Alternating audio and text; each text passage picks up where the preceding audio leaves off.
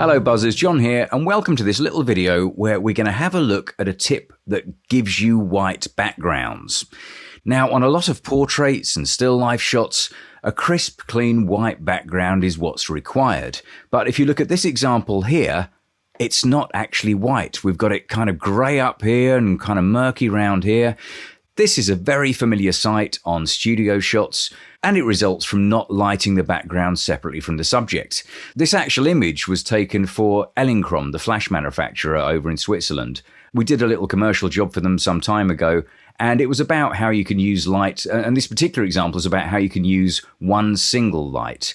And we can tell it's a single light because if we zoom in, you see that little square catch light in the model's eye. Well, that's a softbox. So this is the result you can get from using I think it's a 60 by 60 softbox, just one flashlight and aiming it at the model. Now, because we've only used one light on the model and no lights on the background comes out underexposed because the light is obviously closer to the model than the background. So if you expose correctly for the model, then your background's going to be underexposed. The only way you can do this with white backgrounds is to actually light it separately. But unless you've got kind of at least a 3-light or 4-light setup, that can be quite tricky to do. So the trick I use all the time to get clean white backgrounds is what I'm going to describe in this video. And it's actually very, very simple. All you have to do, first of all, is make your background white, but you have to go about it in a particular way. And the way we're going to go about that is by using an adjustment layer. So we need to get our layers palette up on screen first of all. So if yours isn't there, just go to Window and choose Layers from the big list. This brings up your layers panel. And what we want to do is make a levels or a curves adjustment. Now, hopefully you've had a look at the Understanding Levels video and the Understanding Curves video to know what they do. So if you haven't looked at those, then do give them a look straight after this one. But all we're going to do is create an adjustment layer. We're not just going to open up levels from the image adjustments menu and go levels or curves. We're instead going to do it using this icon here. That's the adjustment layer icon. Click on that, and from that list, choose levels or curves. I'm going to go for levels because it's nice and simple. And that brings up our levels palette within the properties palette that's attached to this adjustment layer. Now, to make that background white, all we have to do is use this tool here, the white eyedropper tool, and we've got to click on the darkest point. So that's going to be up here in this top corner. So if I click on that, yes, I get a nice bright white background. And don't worry if you get it wrong first time, because you can kind of keep on clicking around it until you get it right. So we will need to be up here somewhere, and that finds the darkest point and gives me that white background. There it is.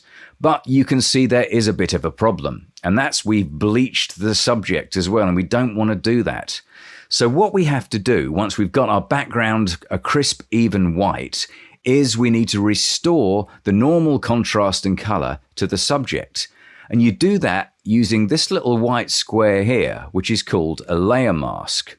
If we paint black into this mask, we see through it. So the changes that we've made, which is turning everything much whiter and much brighter, can be cancelled out wherever we paint black.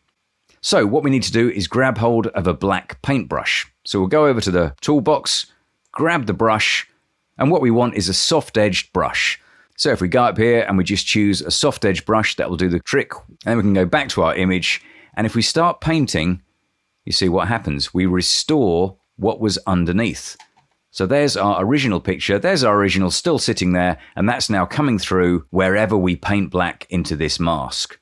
So we'll have a bigger brush to make this a bit quicker. I'll just increase brush size using the right square brackets key on the keyboard. Then we can quickly paint over the model and restore the color and contrast and everything else just as it was before we made that little click on the white eyedropper on the levels palette. I'm just adjusting brush size on the fly. And once you've got most of the subject covered with that mask, you then probably want to reduce the opacity of the brush. At the moment, I'm using 100% opacity on this brush. So wherever I paint, it goes down as full black and paints a hole effectively in the adjustment layer. But we can paint a semi-transparent hole by using a grey brush. And to use a grey brush, we just reduce the opacity up here in the tool options bar. Take that down to sort of 30% or thereabouts, and then you can paint away and get those edges so they're looking nice and natural and working quite effectively. There we go. Try not to stray onto the background because you'll turn it grey again. But that's the kind of thing we need to do just to restore the colour and contrast in the subject and maintain a beautiful white background at the same time. And while you're doing this, you may find you make a mistake. Let's say we are on a 100% brush. There we go. Whack it back up. And then we do a streak like that and get it completely wrong, or like that. And we think, oh no, it's all gone wrong. Well, don't worry if that happens, because you can't just paint black into a layer mask. You can paint white into a layer mask as well. So if we go over here and we swap to white as the foreground color, just hit this double-headed arrow to get white as your foreground color. We now have a white brush, and we can start painting with that white brush to rectify any errors we may have made when we're painting out the mask.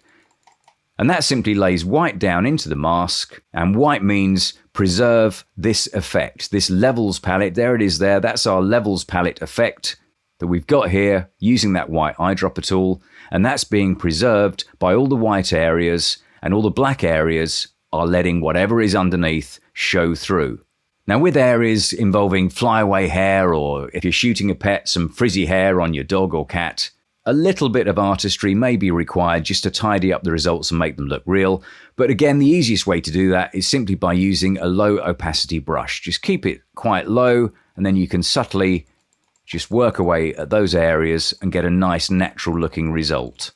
And that doesn't look too bad there. I've done it rather quickly, but that looks okay. Now, it is quite easy to miss out areas when you're masking, and the worst thing is when you then spend a load of money on ink and paper and make a nice inkjet print, only to find out you've got a streak sort of across the model's face or wherever. So a good way to check when you're using a layer mask is just to check the mask itself, to check you've actually filled everything out properly. And to do that, simply go back to the layers palette and then hold down Alt on the keyboard and click on the layer mask thumbnail, and that will show you your mask. And you can see down here, I've missed a bit. So if we go back to black, whack up the opacity, and then we can simply paint out that bit to make sure we've covered all the areas and don't make an error. And that looks pretty good now. That's a good looking mask. We can now hold down Alt and click on it again. That brings it back. And that's the difference. And of course, we can easily check our progress to see what the difference is. So if we switch the mask off, we can do that quite easily. There's our original shot with that rather grey, murky background. And when we switch it on, we see the correction we've made with the background looking as pure as the driven snow. All right, well, I hope that was useful.